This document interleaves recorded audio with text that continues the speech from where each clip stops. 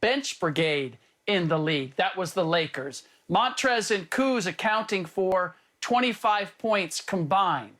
And if, as anticipated, Dennis Schroeder goes out the door as well, you're now looking at KCP and Dennis Schroeder, two of the three Lakers who received all defense team votes this past year, no longer being there. That's ultimately where they're going to be hurt the most. Oh, and by the way, the oldest team in the league just got older, because if we count Schroeder, Kentavious Caldwell-Pope, Kyle Kuzma, and Montrezl Harrell, you're now sending out the guys who played, the top four guys who played the most minutes for this team this past season.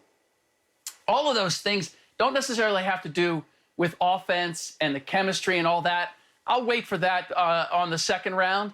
But just on the face of it, you've made a team that couldn't get through the year without injury. You've made it even more fragile and more susceptible to injury.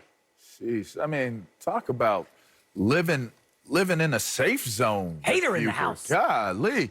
Let's talk about 11.7 assists for the year this year with Russell Westbrook. Sounds like facilitating and getting the ball around to me. Let's talk about 22 points on average this year for Russell Westbrook. Let's talk about 11 rebounds, 11.5 rebounds. That's 3 statistical categories I just gave you double digits in, which means what, J-Mac? Triple-double man. Again. Yeah, that should be Russell Westbrook's superhero name, triple-double man.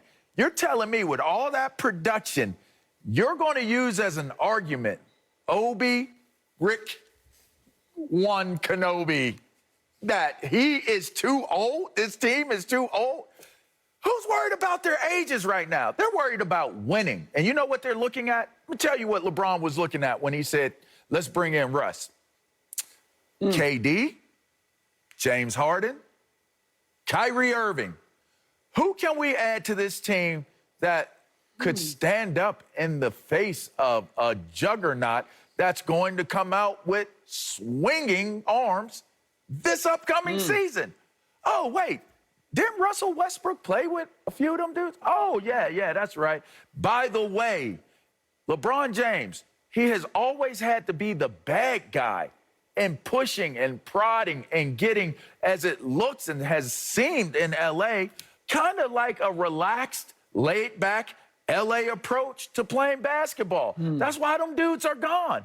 Out of Caldwell-Pope. I like Caldwell-Pope. But the other two, like Harrell, like he could have did more. We all can say he could have did more as a player. He didn't do as much as he needed to. So I don't see that as a tremendous loss. But Kuzma, what a disappointment. I mean, let's be real here. You could have transitioned into being more than what you were. There's still a whole lot of offseason left. You bring in a dog, D-A-W, not D-O-G, D-A-W-G. And if you know what I'm talking about, you know what a dog is. They bite. They don't just bark. And Russell Westbrook will bring that hard-nosed mentality. If you watch the NBA Finals this year, what did you see out of Milwaukee that they didn't have last year? When you watch the Phoenix Suns, what did you see that they didn't have last year? Dog mentality. You bring in CP3, you bring in Jay Crowder for the Suns. In Milwaukee, who'd you bring in that has a chip on his shoulder? P.J. Tucker, which, by the way, could be an interesting addition to this L.A. team, by the way, but we won't go there right now because there's still a lot of offseason left. And then you bring in, obviously, Drew Holiday. Those are hard-nosed, get-after-it, dog mentality basketball players. And if you're going to be able to not only get out of the West, because they already should be favored to get out of the West right now, period, without Russ.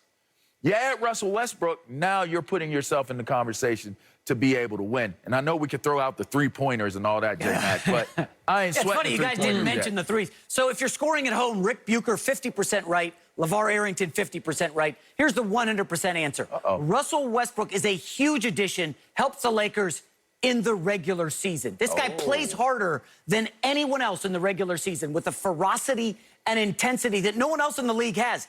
That's why when the Wizards were languishing in the basement, he put them on his back for 6 weeks, averaged a triple-double. Washington got to the postseason. But the problem where Russell Westbrook kills the Lakers, and Rick, I think we would agree here, is in the playoffs. We know that the game goes a little more half court. Russ does not move off the ball. That's one of his problems. He just stands there. He doesn't want to move off the ball. His spacing is very poor for a LeBron team, and he can't shoot. Let's be realistic. For a point guard in the NBA, Russell Westbrook cannot shoot the ball. And if Lakers fans want to get worried, here's the number. Last year, Russ took a career-low 30% of his shots at the rim. 30. That's it, because he was settling for a lot of jumpers. 2 years ago in Houston, 49% of his shots at the rim, he was attacking when they didn't have a center. Now the lane's going to be clogged with LeBron and Anthony Davis's defender. And I'm just warning Laker fans, if they do not add shooting, Rick, I think you would agree with me here, there's going to be a major problem for the Lakers. They need to do whatever they can, move heaven and earth to get Buddy Hield in here. He made the second most threes in the league this year, okay? Currently, the best three-point shooter on the Lakers, when Kuzma's gone and KCP's gone, is LeBron James. He made 104 threes.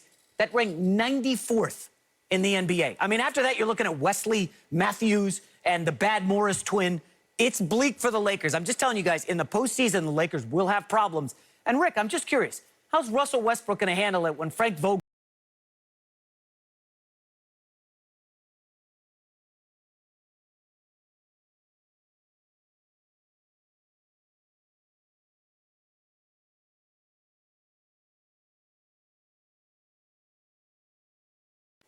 to substitute in? No, that is the issue, and I'm glad you brought up the whole playoff picture, because this is the reality, LeVar. It's not just about being good in the regular season.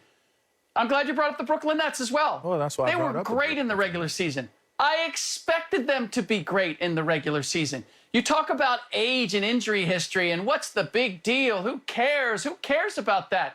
I would say Brooklyn Nets fans care about that, because their juggernaut, their big three-headed monster, couldn't get anywhere close to the finish line.